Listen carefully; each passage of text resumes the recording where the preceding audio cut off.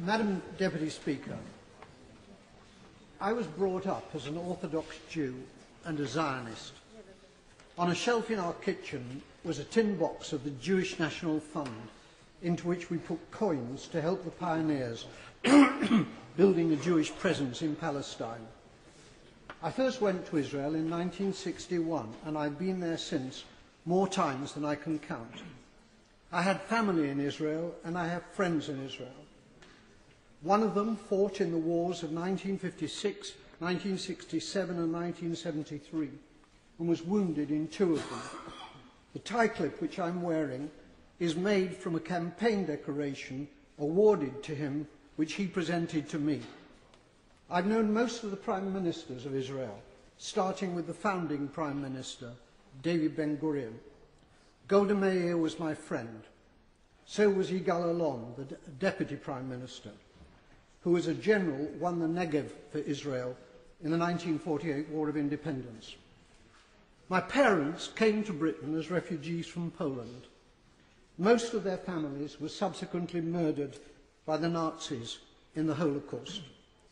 My grandmother was ill in bed when the Nazis came to her hometown of Stachov.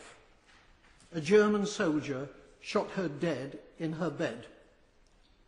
Madam Deputy Speaker, my grandmother did not die to provide cover for Israeli soldiers murdering Palestinian grandmothers in Gaza. The present Israeli government ruthlessly and cynically exploit the continuing guilt among Gentiles over the slaughter of Jews in the Holocaust as justification for their murder of Palestinians. The implication is that Jewish lives are precious, but the lives of Palestinians do not count. On Sky News a few days ago, the spokeswoman for the Israeli army, Major Leibovich, was asked about the Israeli killing of, at that time, 800 Palestinians. The total is now 1,000. She replied instantly, 500 of them were militants. That was the reply of a Nazi.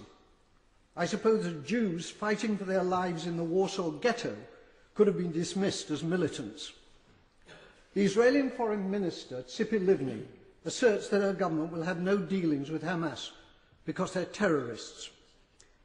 Tzipi Livni's father was Eitan Livni, Chief Operations Officer of the terrorist Irgun Tzvai Leumi, who organised the blowing up of the King David Hotel in Jerusalem, in which 91 victims were killed, including 4 Jews. Israel was born out of Jewish terrorism. Jewish terrorists hanged 2 British sergeants and booby-trapped their corpses.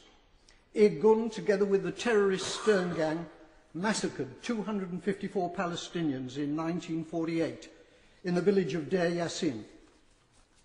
Today, the present Israeli government indicate that they will be willing, in circumstances acceptable to them, to negotiate with the Palestinian President, Abbas, of Fatah. It's too late for that, Madam Deputy Speaker. They could have negotiated with Fatah's previous leader, Yasser Arafat, who was a friend of mine.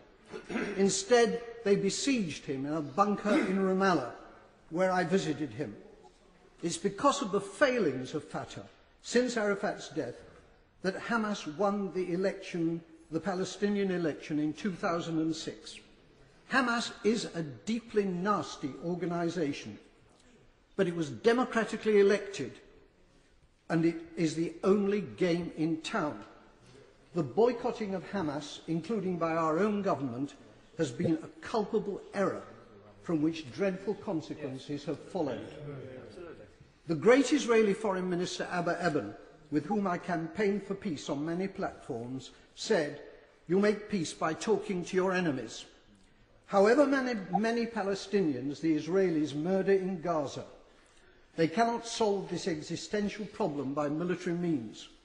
Whenever and however the fighting ends, there will still be 1.5 million Palestinians in Gaza and 2.5 million more Palestinians in the West Bank, who are treated like dirt by the Israelis, with hundreds of roadblocks and with the ghastly denizens of the illegal Jewish settlements harassing them as well.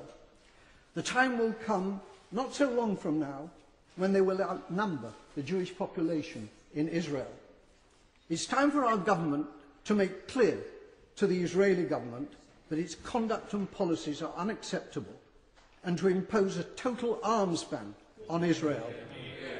It is time for peace, but real peace, not the solution by conquest, which is the Israelis' real goal, but which is impossible for them to achieve. They're not simply war criminals, they're fools.